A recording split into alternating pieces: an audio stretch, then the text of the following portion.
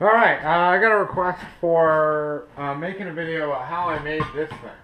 So, this is probably the best I'm going to do, is just to show you how this thing works.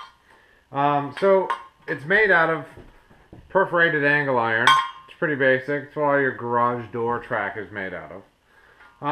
I found a piece of square stock aluminum, 1.5 by 1.5, and then I cut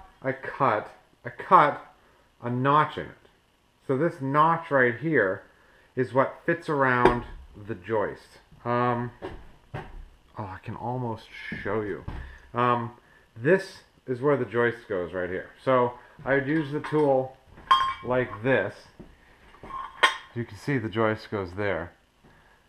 Put it up against the joist, and then as I bring it down, it pushes itself away from the joist. Let me find something to illustrate this with. These are kind of like joists. So this basically grabs on like this, and when you do this, it squeezes it. Man, this is really hard to illustrate.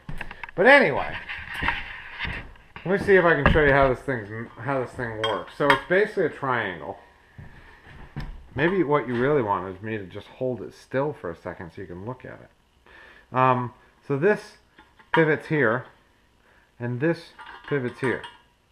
And I made it out of perforated so I could test in each of these holes how it performed and adjust it accordingly.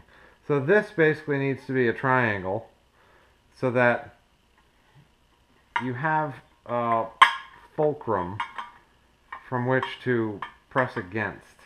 I don't know how to describe this. I always wanted to be an engineer. I can build this stuff, I just can't describe it to people. So, let's see. How did I figure this thing out? That's how it looks. Okay? Make it like that. It's so funny that I can't, like, oh yeah, what you want to do is you got your fulcrum and your lever and a bunch of, you know, stuff going on. Maybe it'll help if you look at it like this. What exactly is that doing?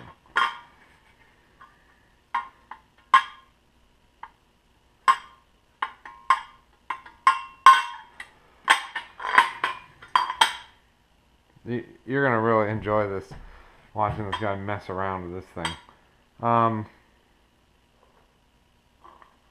Okay, so I needed a way to increase the distance between these 2 points. Really, these 2 points. And so once this grabs onto the joist, when I move the lever down, it automatically spreads these two like this. That's, I guess, what's difficult about illustrating this, is that this is not attached to a joist. So when you push down on the lever, it spreads them and basically increases that distance.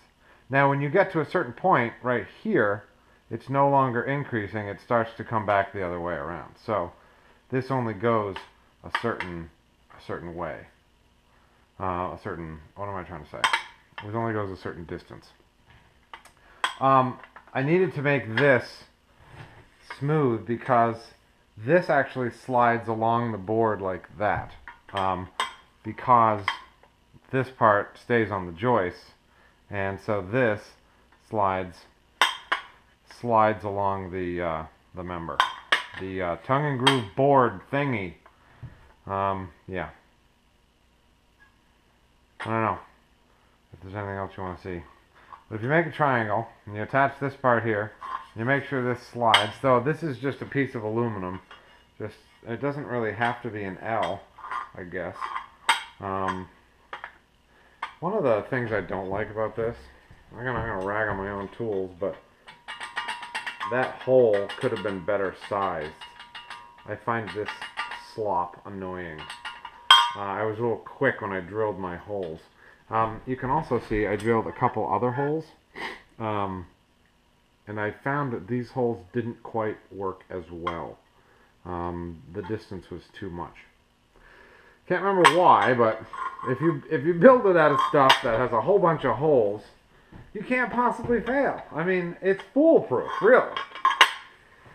Anyway, that's the old joist spreader. No, it's not a joist spreader. It's a tongue and groove tightener tool thing. Anyway, that hangs right here, and I'll probably never use it again. Come on. I might use it again. I don't know. I can't say that. Anyway, that's how that thing works. Thanks for asking. Thanks for watching.